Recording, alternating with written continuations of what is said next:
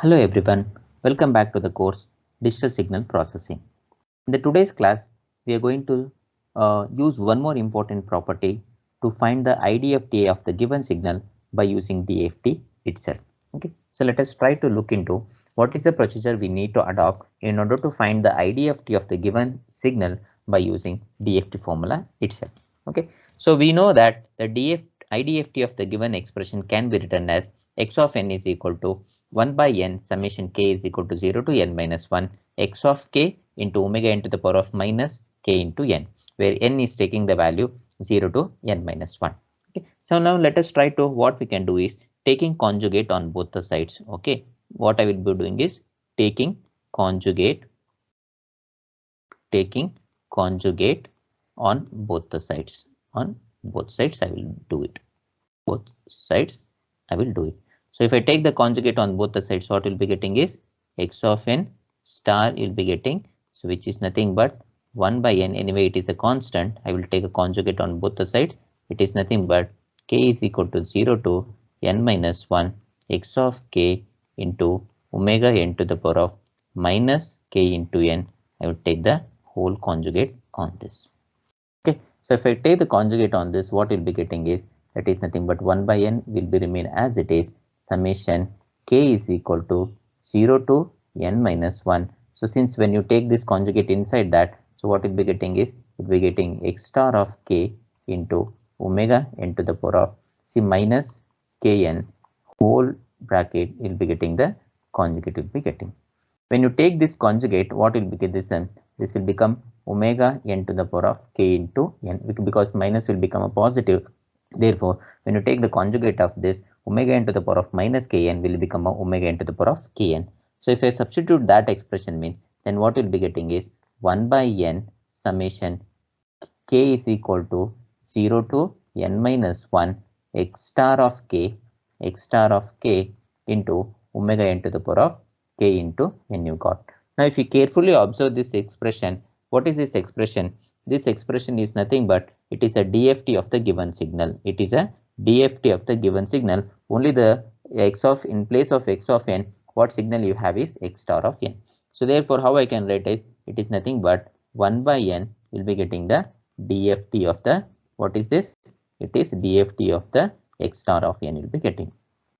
So left hand side what you have a complex conjugate x of n. Since you need only x of n because you need to find out the IDFT of the signal, so what you are supposed to do is you don't want this conjugate term to be arrive in the left hand side. So if you don't want to have this conjugate term, now what we will do is we will take the conjugate again once again on the both the sides, so that this conjugate on the left hand side will eliminate. Okay, so therefore if I take the conjugate on both the sides, what you'll be getting again is this x star of n, what you have. So this again I will be taking the star on this, so that's 1 by n summation. Now what I will be taking a conjugate on this, DFT of x star of k whole conjugate will be getting. So which is nothing but since you have a x star of n, again you are taking conjugate, so that will be become a x of n. Okay, so now what you are supposed to do is to find the IDFT of the given signal. First you should take the conjugate of the given signal, and then if you apply a DFT of that, then you will be getting a IDFT of the given signal. So in order to understand this problem, let us try to find the IDFT of the given signal. So let's say, so they have given here 4.x of k. Let's say they have given a 4.x of k with this value, that is nothing but 4 minus 2j 0, and then what you have a 2j. Apply this idea, that is find IDFT using DFT method. So let us try to solve this by using the method what we have specified in the earlier stages. Okay, so now what you are supposed to do is you need to take the complex conjugate of your x of k, you need to apply.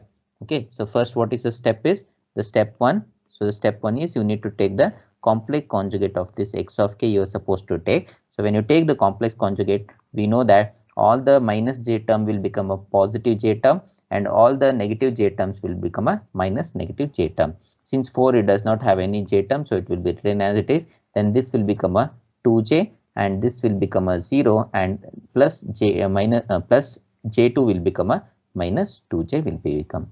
Okay, and then what you're supposed to do is you need to apply a DFT for this. You need to apply a DFT for this. So we need to apply DFT for this. So since it is a 4-point DFT,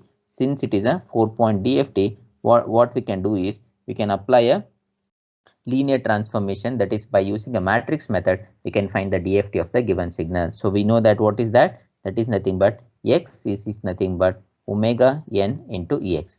So by using this matrix method we can able to find out what is the DFT of this given expression. Okay, so let us try to apply that.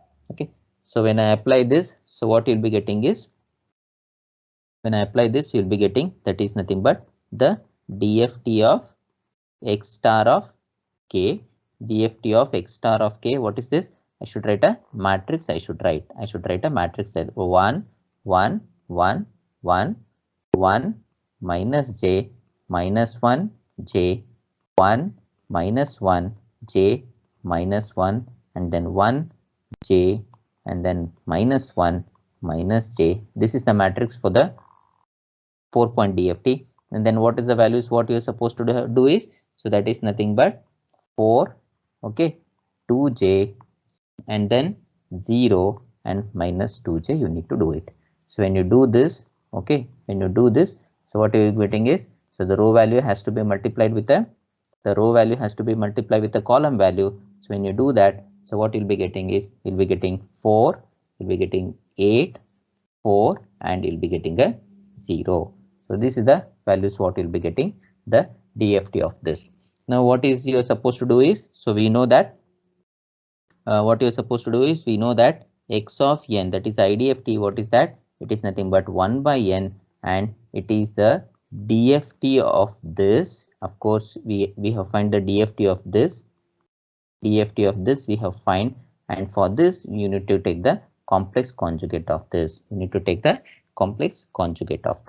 So when you take the complex conjugate of this given expression, see, since there is no any j term is there, so therefore even if you take the complex conjugate of that, so what you'll be getting is, you'll be getting the same samples, that is 4, 8, 4 and 0 you'll be getting. Okay, so since you have a n is equal to 4 in this case, so therefore if you divide all the samples by 4 values, means then 4, 8 and then 4 and 0. So if you divide this, so what you'll be getting is 1, 2, 1, 0. So this is the IDFT expression of the given signal, that is x of k is equal to, what is that you got? X of k they have given you, right? So the x of k they have given you 4 minus 2j, 0 and then plus 2j. So this is how you can able to find the IDFT of the given expression by using a DFT method. So first what you are supposed to do is, you need to take the complex conjugate of the given signal and then apply a DFT to find the DFT of the complex conjugated signal, and then you need to take the conjugate of the answer what you got, and then you need to divide by the number of samples what you have. If you do that, you'll be getting the inverse DFT of the given signal. So this method we call it as a IDFT by using a DFT itself. Thank you.